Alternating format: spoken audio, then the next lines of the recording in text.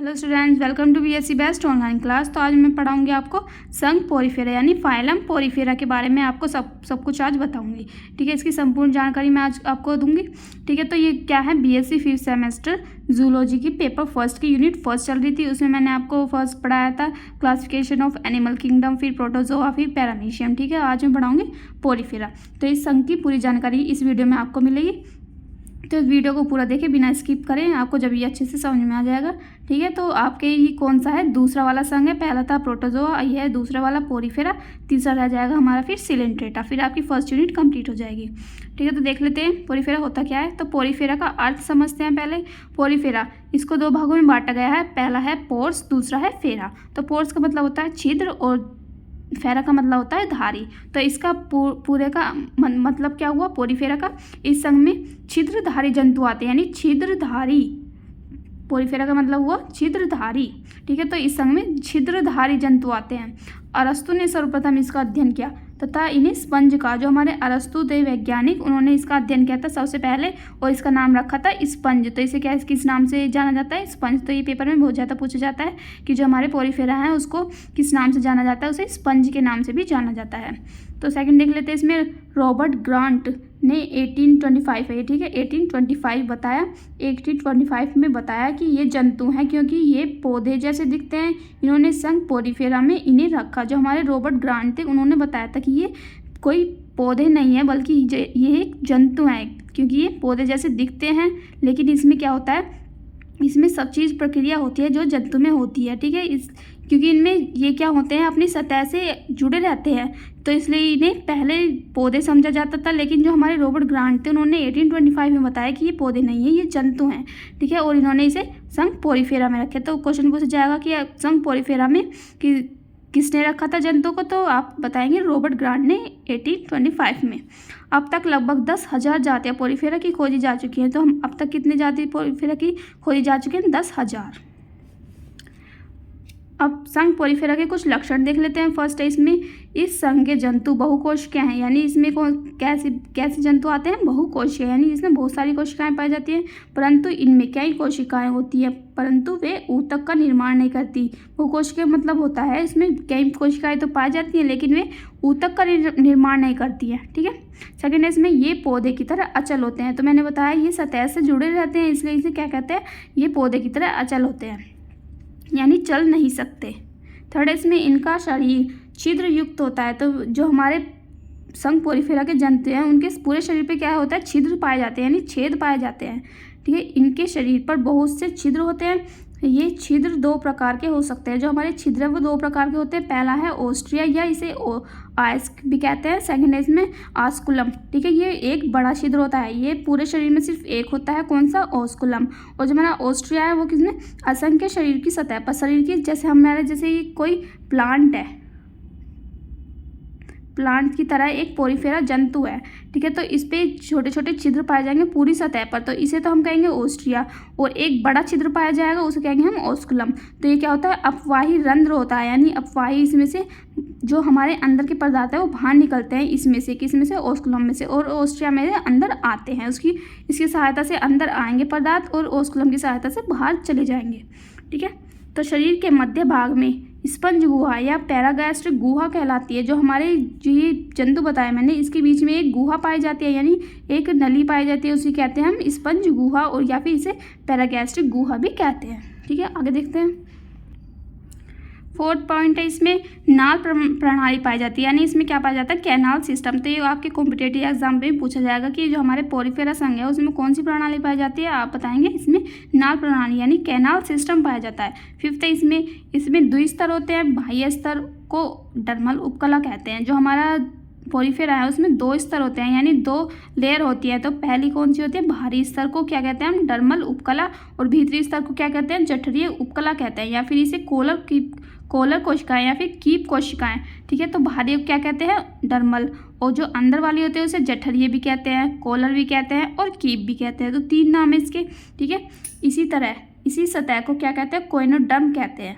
ठीक है, सिक्स्थ है, इसमें कीप कोशिकाओं का पाया जाना संघ पोरीफेरा की विशेषता है। तो कीप कोशिकाओं के बारे में मैं आपको पूरी जानकारी इसी वीडियो में दूंगी, तो पूरे देखना वीडियो को, ठीक है। तो कीप कोशिकाएं क्या होती है पूरी बताऊंगी मैं आपको, ठीक है। इसका ही पाया जाना संघ पोरिफेरा का एक लक्षण है, यानी इसकी ही एक विशेषता है। इसमें कीप कोशिका पाई जाएगी, समझ लो वो किसका है, संघ पोरिफेरा का जंतु है। 7 इसमें इनमें पानी की धारा श्वसन के लिए, O2 पोषण के लिए खाद्य पदार्थ लेते हैं, उसी पानी से उत्सर्जन करते हैं तथा उसी जल के द्वारा जनन कोशिकाएं बाहर आती हैं, ठीक है। तो इसमें क्या कहा है, जो हमारा संघ पोरिफेरा के जंतु हैं वो पानी की धारा के द्वारा ही श्वसन के लिए, O2 का पोषण के लिए खाद, ठीक है। तो इसमें जो हमारा जल जाता है, जैसे मैंने बताया आपको, जैसे कोई पोरिफेरा का जंतु है, इसमें जैसे वाटर है इसके अंदर, तो उसकी सहायता से वो O2 भी लेगा, पोषण भी लेगा, खाद भी लेगा, सब कुछ उस पानी की वजह से ही करेगा और उत्सर्जन भी उसी पानी से ही करेगा, ठीक है। 8 पॉइंट है इसमें। इस संघ के जंतु जलीय होते हैं, जो समुद्र में पत्थरों, शिलाओं, अन्य जंतुओं के खोलों, लकड़ी के टुकड़े आदि पर चिपके हुए पाए जाते हैं। तो कहाँ पाए जाते हैं, ये जल में पाए जाते हैं, क्योंकि ये क्या है, जलीय जंतु हैं। ये पत्थरों में, शिलाओं में, अन्य जंतुओं के खोलों में, लकड़ी के टुकड़ों में चिपके हुए पाए जाते हैं, ठीक है। 9 पॉइंट देख लो इसमें। बाहरी भाग पर कंटिका यानी CaCO3 व सिलिया की बनी एक सिलिया का बना, ठीक है, सिलिया का, ये लिख लो बस, CaCO3 व सिलिका का बना कंकाल होता है, ठीक है। देह भित्ति में नाल प्रणाली वही कैनाल सिस्टम मैंने बताया आपको, ठीक है। तो बाहरी भाग पर क्या होती है, कंटिकाएं, यानी छोटे छोटे कंटिकाएं पाई जाती हैं, यानी कांटे के समान CaCO3 और सिलिका की बनी कंकाल होती है, ठीक है।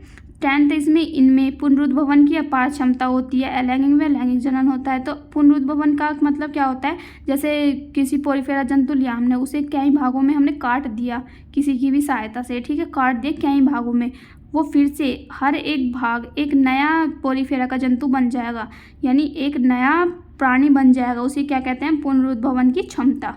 तो इसमें क्या होता है, अलैंगिक और लैंगिक जनन दोनों प्रकार से पाया जाता है। सेकेंड इसमें 11 इसमें संवेदी व तंत्रिका कोशिकाएं अनुपस्थित, यानी इसमें संवेदित कोशिकाएं और तंत्रिका कोशिकाएं उपस्थित नहीं होती, यानी अनुपस्थित होती हैं, ठीक है। तो ये थे इसके लक्षण। अब देख लेते हैं पोरिफेरा के प्रमुख जंतु कौन कौन से हैं। साइकन, तो आपके सिलेबस में यही है साइकन, ठीक है। इसके बारे में मैं अगली वीडियो में बताऊंगी, ठीक है। साइकन।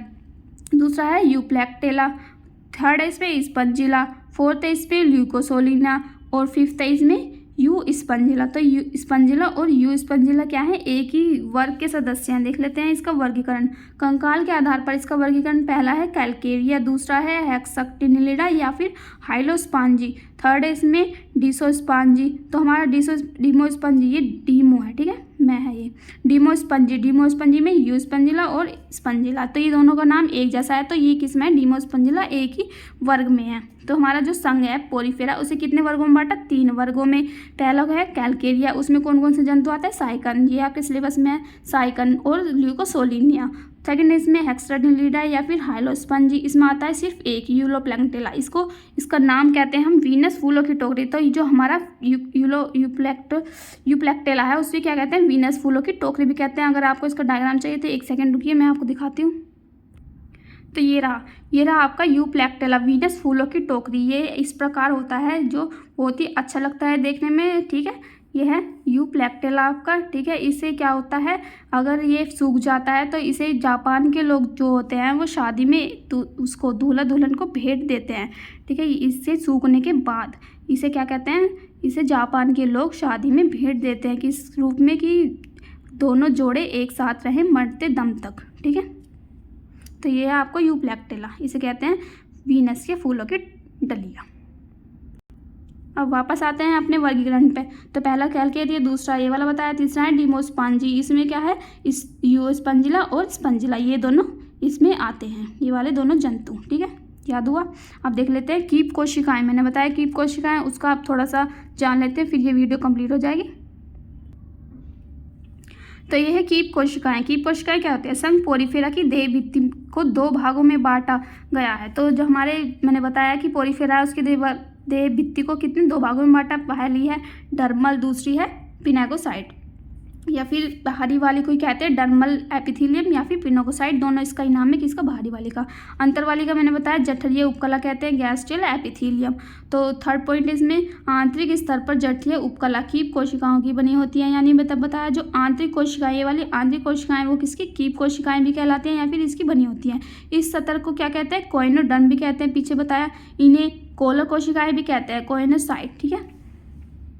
तो प्रत्येक कीप कोशिकाओं में एक कोलर होता है, उसके आधार से एक लंबा कशाब निकला होता है। तो इसका डायग्राम देख लो आप, ये है हमारी कीप कोशिकाएं। तो इसमें क्या होता है, ऊपर लिखा है कि कीप कोशिकाएं जो होती है उसमें एक कोलर होता है, जो जिसके आधार से, ये जो हमारा आधार है, ठीक है, कोलर, ये वाला जो हमारा कोलर है उसके बीच आधार से एक फ्लैजिला निकला होता है, ठीक है। ये क्या है हमारा फ्लैजिला, ठीक है, यानी इसे क्या कहते हैं हम, कशाब कहते हैं।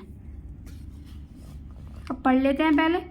प्रत्येक कीप कोशिकाओं में एक कोलर बताया मैंने, उसमें क्या होता है, कशाब निकला होता है। इन कोशिकाओं के कशाबों की सम्मिलित गति से शरीर के अंदर जल का बहाव बनाए रखा है। जो हमारे फ्लैजिला है, ये इसके अंदर जल का बहाव बनाए रखता है, ये हिलता रहता है और इसके अंदर जल जाता रहता है और निकलता रहता है, ठीक है। तो कीप कोशिकाओं में कशाब के आधार पर बेसल ग्रैन्यूल पाए जाते हैं। इसके साइटोप्लाज्म में एक केंद्रक और फूड वैक्यूल पाए जाते हैं। जो हमारा कशाब है उसके आधार पर बेसल ग्रैन्यूल पाए जाते हैं, इसमें एक केंद्रक भी पाया जाता है, ठीक है, और फूड वैक्यूल भी पाए जाते हैं, यानी खाद्य रिक्तिकाएं, ठीक है। यहाँ तक पढ़ लिया। अब इसके कार्य देख लेते हैं। कीप कोशिकाओं के कार्य क्या होते हैं। फर्स्ट है इसमें कीप कोशिकाएं कशाब की सहायता से भोजन को पकड़ने का कार्य करते हैं। जो हमारी ये कीप कोशिकाएं हैं उसकी जो कशाब है वो भोजन को पकड़ते हैं और इसके अंदर भेज देते हैं, ठीक है। सेकेंड है इसमें कीप कोशिकाओं के कशाब लगातार स्पंदन करते रहते हैं, जिससे जल का बहाव बना रहता है। यानी जो हमारे जैसे ये वाले जो मैंने छिद्र बताए, ये छोटे छोटे, ये क्या बताए थे मैंने, ओस्ट्रिया, और ये जो हमारा बड़ा छिद्र है उसे क्या कहते हैं हम, ओस्कुलम, ठीक है। इसकी सहायता से जल अंदर जाएगा और ये कशाब जो है हमारा हिलता रहेगा और इसकी सहायता से जल बाहर निकलता रहेगा, किसके, ओस्कुलम में से, ठीक है। तो ये ओस्कुलम, ओस्ट्रिया, इसके बारे में मैं कल को अगर जब साइकिल पढ़ाऊंगी तो आपको अच्छे से समझाऊंगी। इसकी स्पंज गुहा के बारे में भी, इसमें जल कैसे जाता है, ये खाद कैसे लेता है, खाद बनता कैसे है, इसमें से खाद निकलता कैसे है, ठीक है। सब चीज़ संघ पोरिफेरा उसमें साइकिल में आपको अच्छे से समझाऊंगी कल को पूरी वीडियो में, ठीक है। तो अगर आपको वीडियो अच्छी लगी हो तो चैनल को सब्सक्राइब करें, वीडियो को लाइक करें, शेयर करें, एंड अगर इसको PDF चाहिए तो डिस्क्रिप्शन बॉक्स में डाउनलोड कर लेना। Thank you so much.